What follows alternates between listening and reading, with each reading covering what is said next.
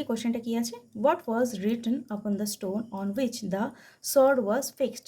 সর্ডটা বা তলোয়ারটা যেখানে ফিক্সড ছিল, যেই স্টোনটার মধ্যে, পাথরটার মধ্যে, সেটার মধ্যে কী লেখা ছিল? ইট ওয়াজ রিটেন, এটা লেখা ছিল, whoever pulls out this sword, যেই এই তলোয়ারটাকে বের করবে, is by right or birth, by right of birth, সে জন্মসূত্রে দ্য কিং অফ ইংল্যান্ড, সে জন্মসূত্রে অ্যাকচুয়ালি ইংল্যান্ডের কিং।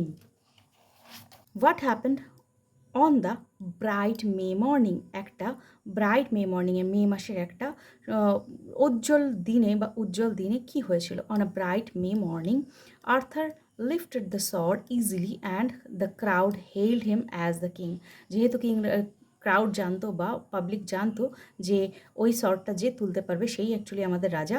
তো যখনই একদিন ওই মে মাসের সকালবেলা যখনই আর্থার ওটাকে তুললো, তখনই মানুষরা চিৎকার করে উঠল যে ইনিই আমাদের রাজা। Why did Arthur need a new sword, কেন আর্থারের একটা নতুন তরোয়ালের দরকার পড়লো?